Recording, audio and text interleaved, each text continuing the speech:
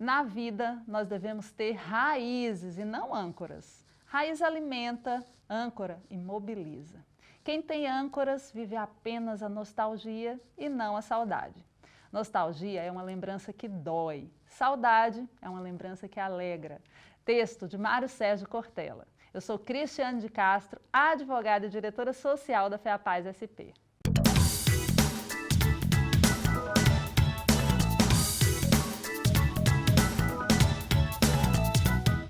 Olá, estamos de volta com mais um do Bem Show. Obrigada por nos receber na sua casa, no seu trabalho, onde você estiver. E como nós sempre fazemos, hoje eu vou bater um papo gostoso com a minha amiga, profissional respeitada na área da assistência social, Tina Assunção. Ela que é mestre em serviço social e atual gestora técnica da APAI de Franca. Tina, seja muito bem-vinda, é uma grande alegria receber você aqui. Alegria é minha, eu agradeço o convite e é um prazer estar aqui hoje. Que coisa boa! E nós vamos direto ao assunto. Conta pra gente, você escolheu assistência social ou a assistência social te escolheu? Olha, eu disse sim para a assistência social, porque é uma política que trabalha com a população mais vulnerável. A exemplo aí de crianças, adolescentes, idosos e pessoas com deficiência. E essa população, ela precisa muito da proteção social do Estado. E a política de assistência social, ela vem trazer essa proteção social, né? Então, eu me identifiquei com ela, sou encantada, e é uma política para quem dela necessitar. Verdade, Tina. E a gente que te conhece sabe da sua luta, em especial do trabalho que é feito pela causa da pessoa com deficiência. E eu sei que você iniciou aí há muitos anos, né, na defesa, no trabalho com a política de assistência. Conta pra gente, como é que foi seu ingresso na APAI? Eu entrei na APAI em 2017, não, minto, 2007. Eu estou na APAI há 14 anos. E considero que ter vindo para a APAI foi um propósito divino. Eu acredito muito nisso. Eu acho que todos nós que temos a oportunidade de passar, né, por uma instituição que atende pessoa com deficiência, ou mesmo outras instituições que atendem o público da assistência social, nós temos um propósito, não é um trabalho simples, né? Pura e simplesmente. Eu não conhecia a APAI, né? Quando eu fui, uma amiga, eu fiz um trabalho voluntário numa instituição e conheci uma outra assistente social nessa instituição. E ela, foi essa amiga que me ligou falando que a APAI estava contratando uma assistente social. Eu até então eu não conhecia o universo da APAI, mesmo morando assim muito perto da instituição. E eu vim para a instituição, passei pelo processo de seleção e fui contratada. E a partir daí é uma relação assim de muita paixão, né? E eu digo que a APAI é um espaço de crescimento profissional e pessoal, pois nós aprendemos todos os dias, seja com o desafio da profissão ou com o exemplo e determinação das nossas famílias, porque a gente, aqui na instituição, a gente vê a luta diária das famílias que têm um filho com deficiência para trazer para o atendimento de saúde, para trazer para o atendimento educacional, para trazer para o atendimento da área da assistência, quando é aqueles casos que demandam o atendimento da assistência. Então, é um aprendizado diário. Verdade, viu, Tina? E a nossa amiga em comum, a Marinês Arquete, ela fala: quem conhece a realidade das famílias atendidas pelas APAES conhece um pouco da realidade e dificuldades do Brasil, né? Eu acredito que isso é muito verdadeiro. É isso mesmo.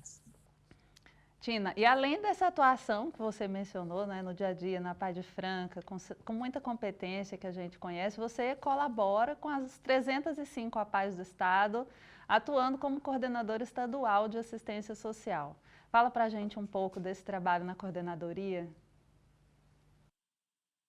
Então, eu penso que, assim, nós somos privilegiados por Deus, por conseguir estudar, por conseguir ter feito uma faculdade. Eu sou assistente social de formação, né? Fiz mestrado também em serviço social.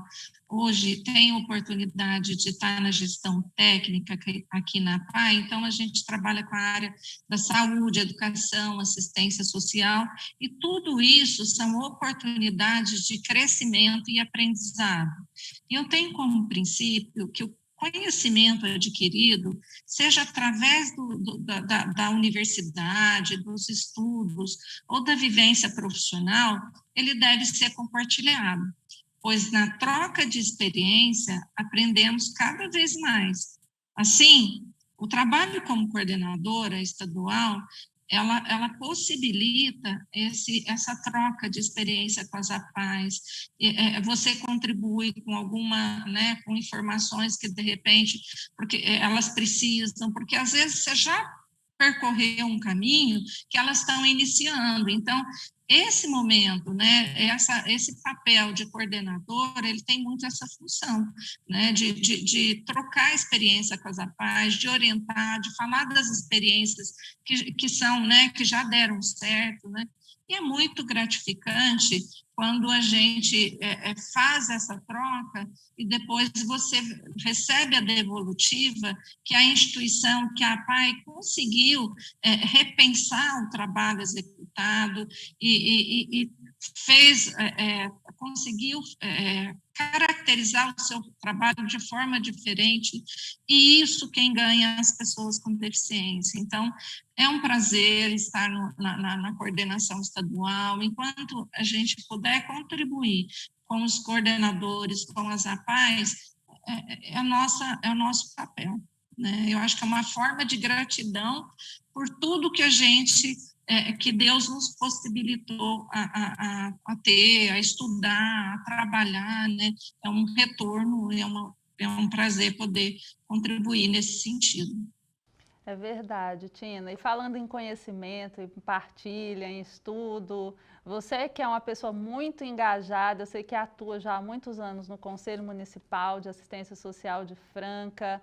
Explica para a gente, para quem está nos ouvindo, o que são os conselhos municipais e qual que é a importância desse trabalho, especificamente na política de assistência social.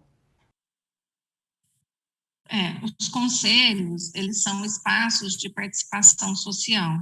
E como espaço de participação social, a gente percebe que ele ainda é pouco ocupado, especialmente pela sociedade civil, porque o conselho, ele tem uma representatividade de 50% do poder público e 50% da sociedade civil. A gente chama de que os conselhos são paritários, né? E nesses conselhos, eu vou falar aqui especificamente do Conselho da Assistência, do qual eu faço parte, né? Nesses conselhos, o Conselho da Saúde, você discute questões de saúde, o Conselho da Educação, questões da educação. E no Conselho da Assistência, a gente discute questões relacionadas à política de assistência social, seja ela executada pelas unidades estatais, que são os CRAS, CREAS, Centro-POP, ou aquelas executadas pelas entidades, né, organizações da sociedade civil, que são parceiras do poder público na execução de serviços que têm natureza pública, né?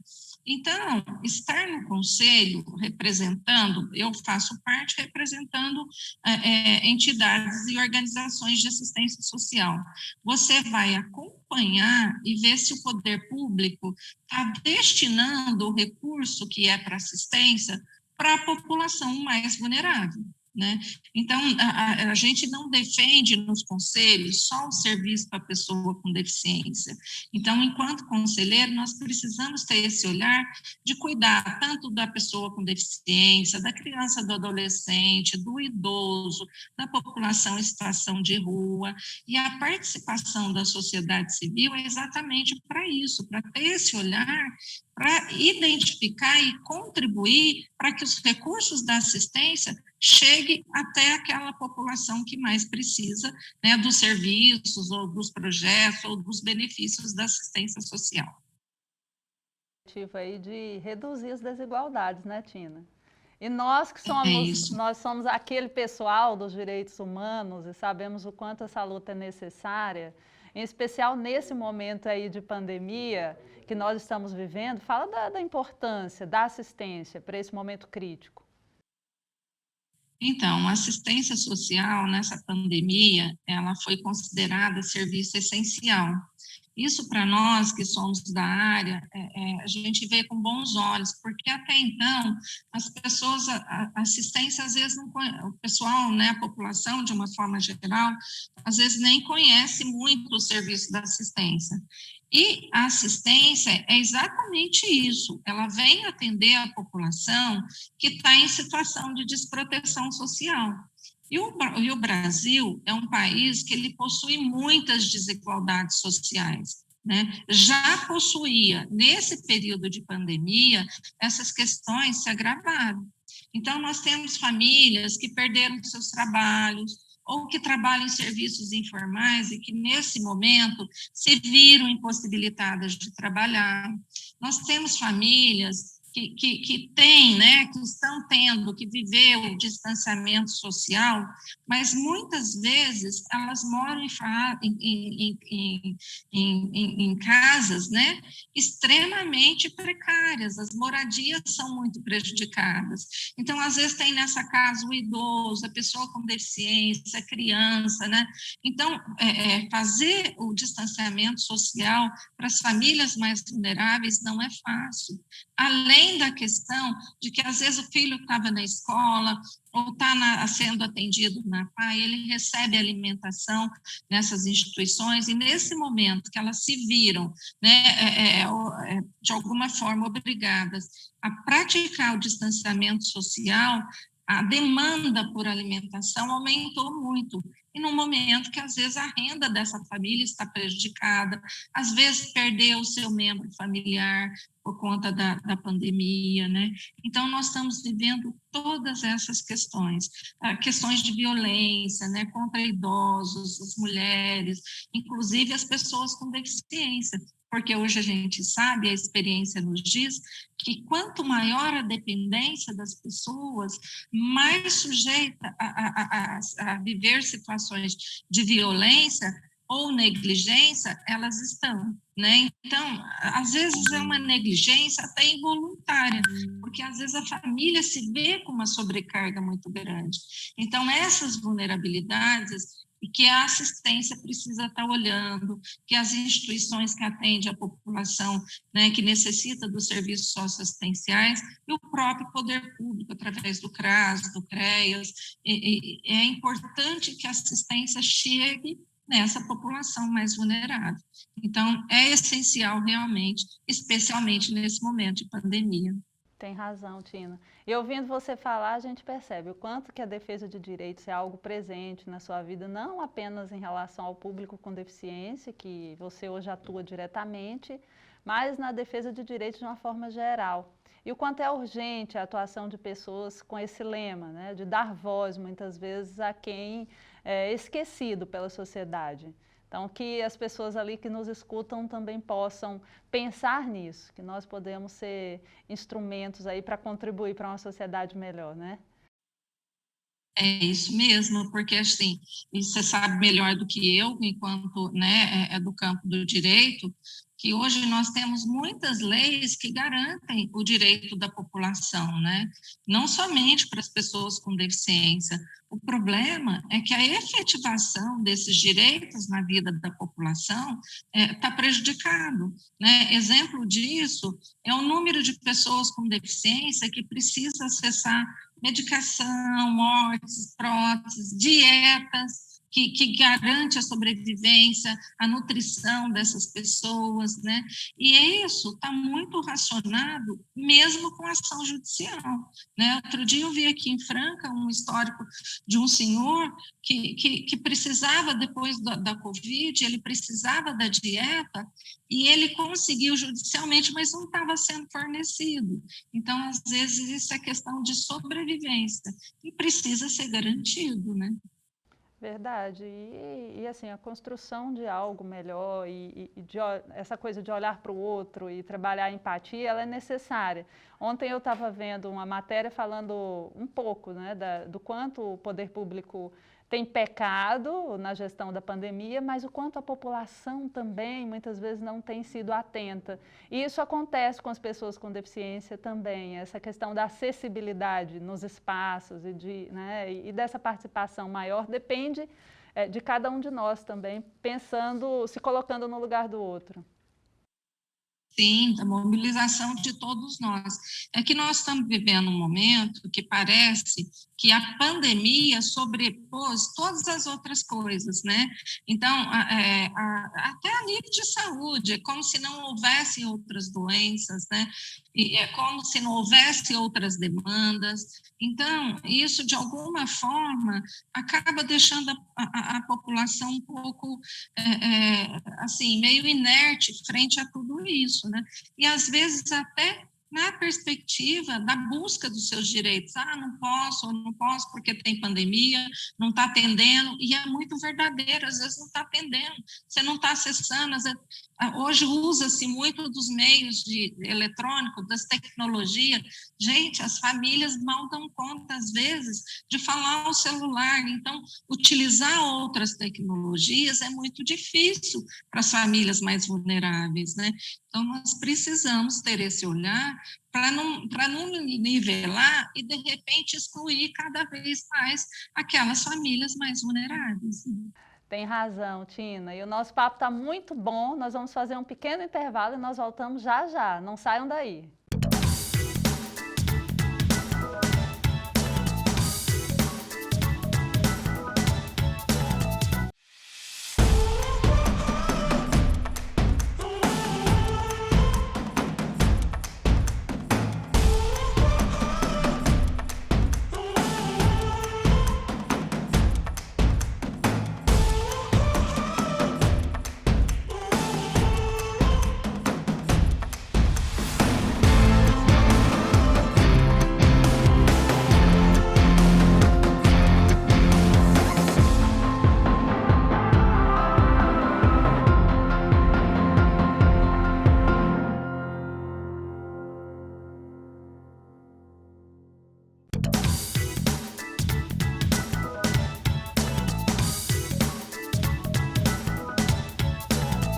Voltamos e vamos continuar o nosso bate-papo com a gestora técnica da Pai de Franca, Tina Assunção.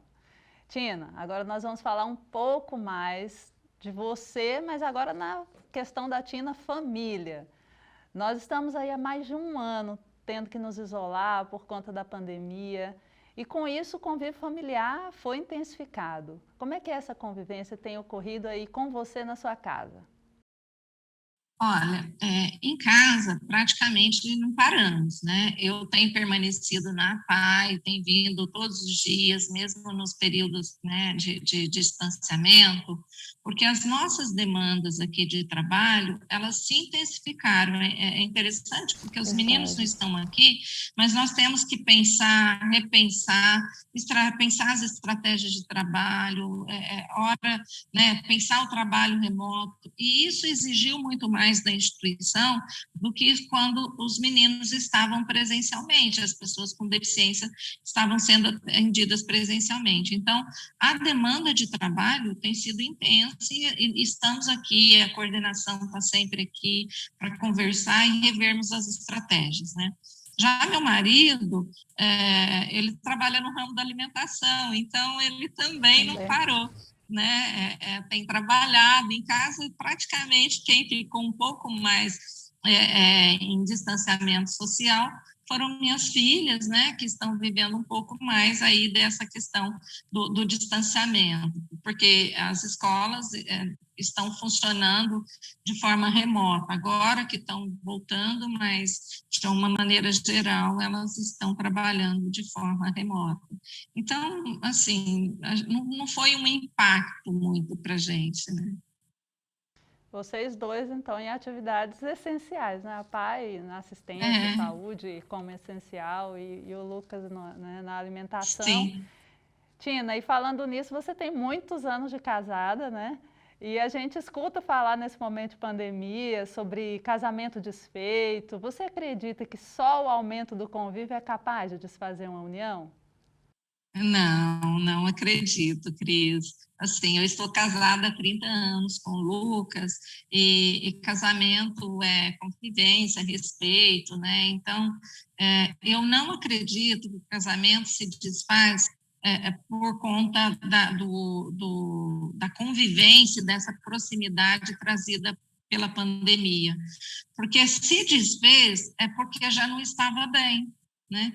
Porque Verdade. eu quero entender que a convivência, a proximidade do relacionamento, ele fortalece o relacionamento, né? E se não, se aconteceu de desfazer algum casamento, é porque já não estava bem. Então, às vezes, a pandemia só contribuiu para a tomada de decisão, mas não acredito que a pandemia tenha contribuído para os casamentos se desfazerem, não. Tina, e você tem duas filhas lindas, a Gabriela e a Isabela. Fala pra gente, o que que a maternidade tem te ensinado ao longo desses anos? Ah, minhas filhas é o presente de Deus, né, na minha vida. Eu tenho paixão por elas. Procuro cuidar muito delas, né, com muito amor, para que sejam pessoas felizes do bem e para o bem, né? Eu falo que o que nós podemos deixar para os nossos filhos é o nosso exemplo, né? Eu procuro ser isso diariamente para elas, a educação, né? Hoje, agora, esse mês de março, a minha filha mais velha se formou em arquitetura, né? Então, a outra já está indo esse ano já presta vestibular. Então, são os presentes de Deus, e a gente cuida com muito carinho, né? Porque nós não somos eternos também, para que elas consigam ser felizes, né? E seguir com a sua vida e ter a sua independência. E são os meus presentes de Deus. Ah, que bênção, que coisa boa, Tina. E a nossa conversa está uma delícia, mas eu vou pedir que você, Tina, e todos que nos assistem, aguarde mais só alguns minutinhos para um breve intervalo que a gente volta já já.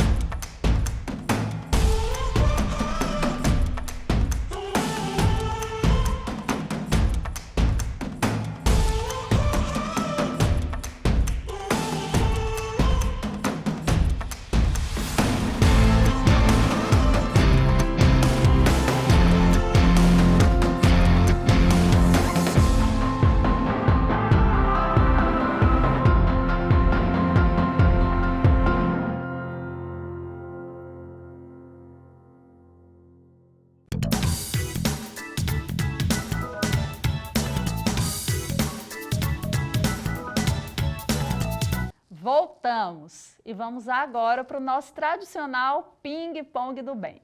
Eu vou falar apenas uma palavra, Tina, e você pode me responder também com uma palavra. Vamos lá? Sim, vamos lá. Vamos lá. Assistência social. É um direito. Amigos.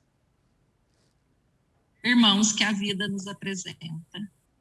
Filhos. Presente de Deus. Casamento. Respeito. Covid. Aprendizados, e muitos, Esperança. em dias melhores. Amém. Tina, muito obrigada por participar com a gente aqui hoje. Quero agradecer, foi uma delícia. Sempre muito bom quando a gente tem a oportunidade de se reencontrar, ainda que de maneira distante. Hoje poder conversar um pouco mais sobre a Tina profissional, mãe, amiga, enfim. Quero agradecer de coração, em nome da federação, enfim, em nome da nossa presidente. Fica aí com o meu grande abraço. Eu que agradeço novamente o convite e acho que o nosso propósito de vida, né, contribuir com dias melhores, com o coletivo, com as pessoas, né, do universo onde trabalhamos. Então, a nossa missão, ela segue, mesmo nesse período tão crítico, né, que possamos estar cada vez mais juntos em torno do bem comum. Muito obrigada e muita gratidão. Tina, um grande beijo, fica com Deus e até a próxima. E o nosso do Bem Show termina aqui. Não deixe de visitar o site da FEAPAZ SP e as mídias sociais para ficar por dentro do trabalho realizado pelas APAES do Estado de São Paulo. Um beijo no coração de cada um, fiquem com Deus e até semana que vem.